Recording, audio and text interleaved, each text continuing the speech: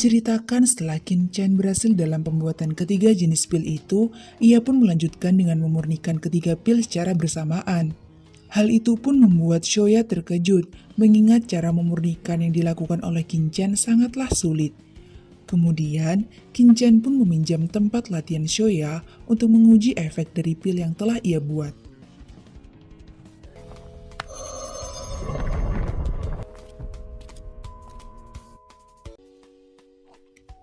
Di sisi lain, semua orang termasuk Qin Feng sangat kesal lantaran setelah penantian yang sangat lama, Qin Chen masih belum datang ke arena pertarungan.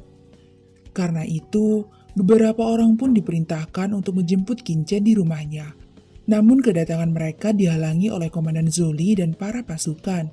Sontak hal tersebut pun membuat orang-orang itu marah dan terjadilah pertarungan di sana.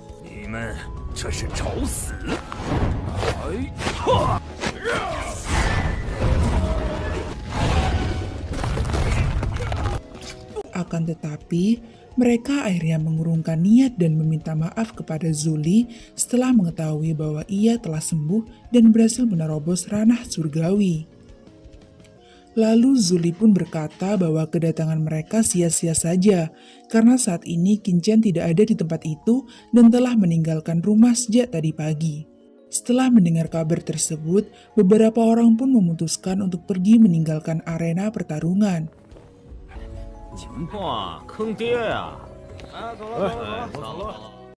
Sedangkan Qin Chen akhirnya berhasil menyelesaikan latihannya dan saat ini kultivasi Qin Chen sudah sampai di tingkat bumi. Kemudian ia pun meminjam tempat mandi Shoya untuk membersihkan diri. Singkat cerita, akhirnya Qin Chen pun telah berganti pakaian, sampai-sampai penampilan barunya itu membuat Shoya terpesona. Saat dalam perjalanan pulang, Qin Chen berpapasan dengan Ge Zuge dan Lian Peng. Karena masih kesal dengan kejadian di aula harta karun, mereka pun memerintahkan para pengawalnya untuk memberikan pelajaran kepada Qin Chen. Tapi tanpa diduga, ternyata Qin Chen berhasil mengalahkan para pengawal itu.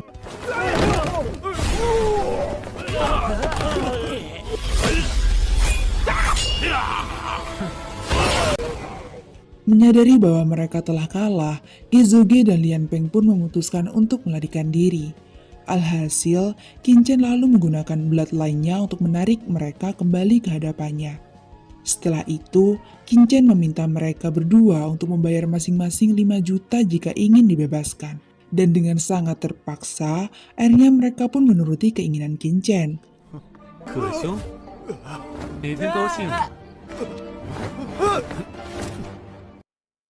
Sesampainya di rumah, Zoli tampaknya menyadari peningkatan kekuatan Qin Chen saat ini.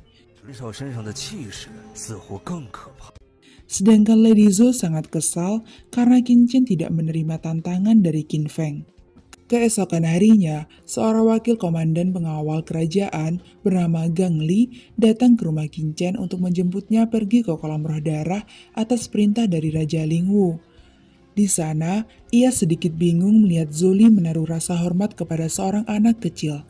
Setelah berlari beberapa kilometer, di tengah jalan mereka bertemu dengan rombongan pengawal kereta Putri Zhou Lingshan. Mendengar hal itu, Qin Chen pun berniat ingin bertemu dengannya. Akan tetapi, para pengawal tersebut malah mengacungkan senjata mereka ke arah Qin Chen atas kelancangan yang telah ia lakukan. Tak berselang lama, Zhou Lingshan akhirnya keluar dari dalam kereta. Karena itu, Qin Chen pun menumpang padanya untuk pergi ke istana.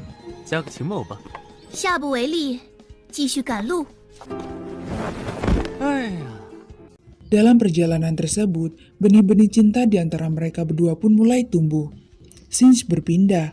Di istana kerajaan terlihat beberapa orang yang akan pergi ke kolam roh darah telah berkumpul. Di tempat itu juga ada 2 anak yang mulia bernama Pangeran Biyu dan Putri Zisun. Sesaat setelahnya, Qin Feng juga telah sampai, di mana rupanya Pangeran Biyu memiliki kenangan buruk dengannya.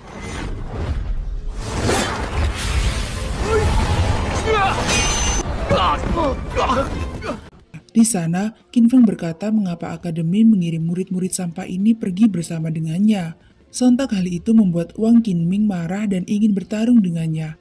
Namun karena perbedaan kekuatan yang cukup besar, dengan sangat mudah Qin Feng mampu melumpuhkan Wang Qingming. Sesaat setelahnya, kereta Zhou Linshan telah sampai di sana.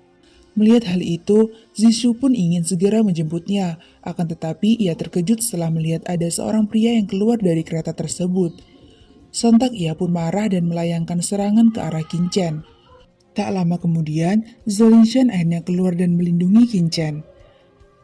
Tapi Qin Chen malah memperkeruh keadaan dengan bertanya siapa wanita gila yang menyerangnya itu. Mendengar hal tersebut, seorang anak bangsawan bernama Zhang Yi pun marah dan ingin memberikan pelajaran kepadanya. Tanpa diduga, Pangeran Biu ternyata malah melindungi Qin Chen. Tak berselang lama, pangeran kedua kerajaan Daqi yang namanya tidak aku ketahui datang ke sana. Yang mana ternyata ia juga tidak suka dengan keberadaan Qin Chen. Untuk itu, ia pun memerintahkan Zhang Yi untuk bertarung dengan Qin Chen. Dalam pertarungan tersebut, Qin Chen sengaja menjadi orang yang lemah untuk menyembunyikan kekuatan aslinya dari Qin Feng.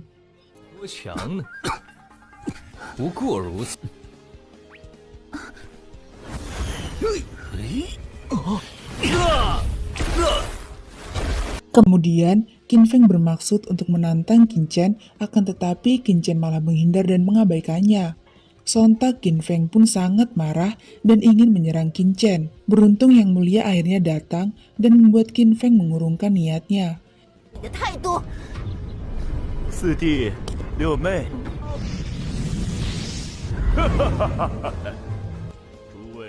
Di sana juga sudah ada Raja Lingwu dan seorang master bernama Yan Feng yang akan mengantarkan mereka menuju kolam roh darah.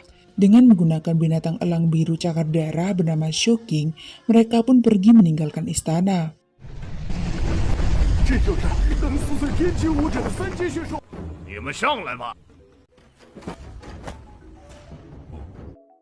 Dalam perjalanan tersebut, Yan Feng memerintahkan mereka untuk berpegangan dengan erat karena Shouking sangatlah cepat.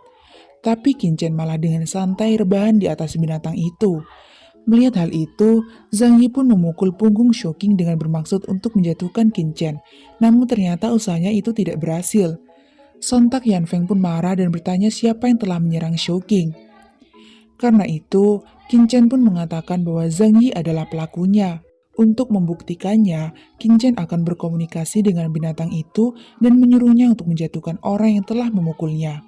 Alhasil, Shouking akhirnya menjatuhkan Zhang Yi.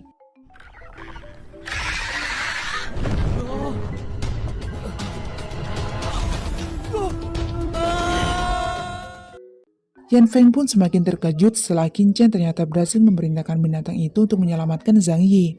Singkat cerita, mereka akhirnya telah berada di atas pegunungan iblis, yang mana di tempat tersebut telah banyak terjadi pertumpahan darah.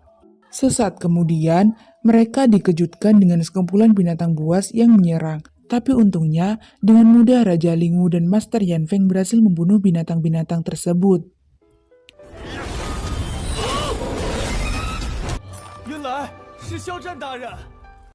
Sesampainya di perkemahan, mereka bertemu dengan beberapa orang dari kerajaan Daqi yang juga menjadi peserta dalam kompetisi 5 negara.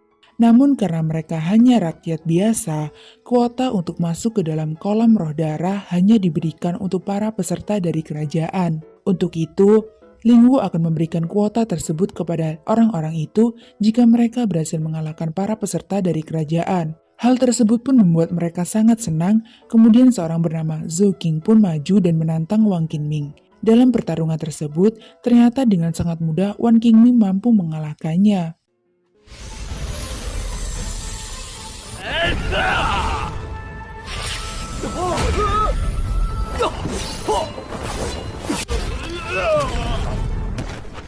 Kekalahan itu tak lantas membuat keinginan seorang bernama Jiang Zong padam. Lalu ia pun meminta Qin Chen untuk menjadi lawannya. Alhasil, tanpa melakukan serangan, Qin Chen pun berhasil memenangkan pertarungan tersebut.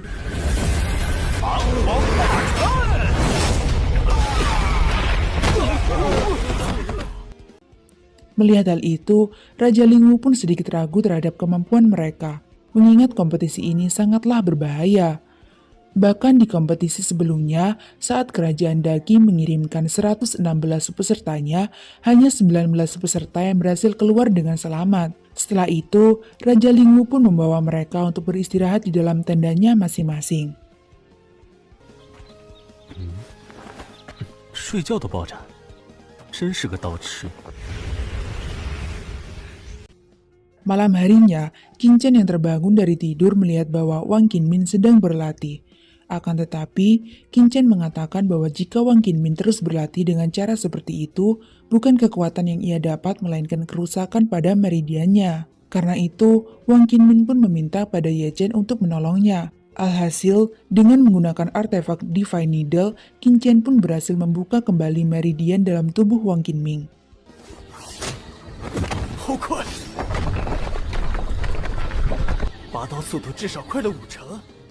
Kemudian, Wang Qinmin pun berterima kasih kepada Qin Chen dan berjanji akan menuruti apa yang Qin Chen inginkan. Mengingat selama ini Wang Qinmin selalu menderita di tengah-tengah perjuangannya untuk menjadi pendekar pedang terhebat di 5 negara barat laut.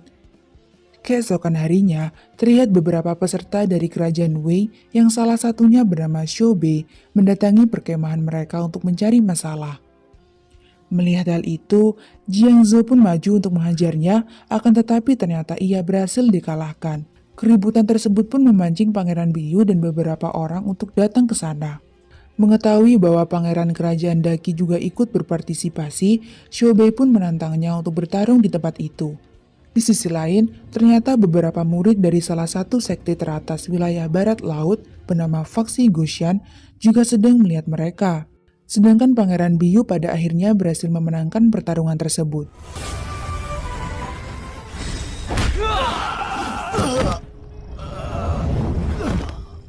Tak lama kemudian, Raja Lingwu datang ke tempat itu untuk memperingatkan mereka agar berhati-hati dengan para peserta dari kerajaan Wei dan juga Faksi Goshan. Akhirnya tibalah saat di mana mereka akan segera memasuki kolam roh darah.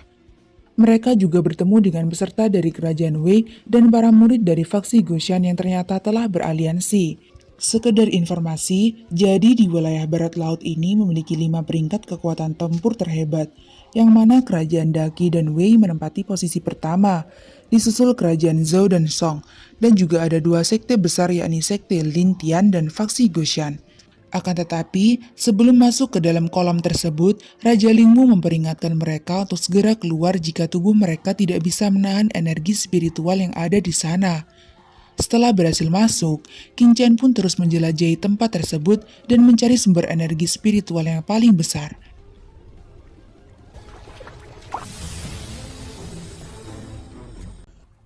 Di sisi lain, karena tak kuat menahan rasa sakit, akhirnya banyak peserta yang telah keluar dari tempat itu termasuk Li Guangfeng. Sedangkan Qin Chen yang sedang bermeditasi secara tidak sengaja menemukan harta spiritual yang merupakan sumber kelahiran kolam roh darah.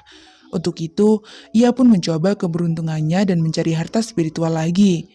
Namun tanpa Qin Chen duga, ternyata ia malah masuk ke area pemandian wanita dan bertemu dengan murid dari sekte Lin Tian bernama Yu Qinshu. Sontak hal itu membuat Yu Qinshu marah dan ingin membunuh Qin Chen.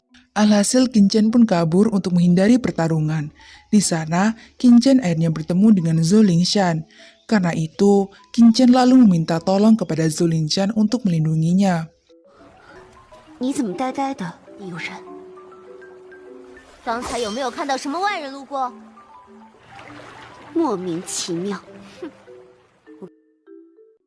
Dan sebelum pergi, Qin Chen pun memberikan sebuah hadiah pada Zhou Lingshan. Setelah 2 hari berlalu, akhirnya sebagian peserta pun telah meninggalkan kolam roh darah dan hanya tersisa Qin Chen yang belum menampakkan diri. Dan bagaimanakah kelanjutan kisahnya akan berlanjut di part berikutnya.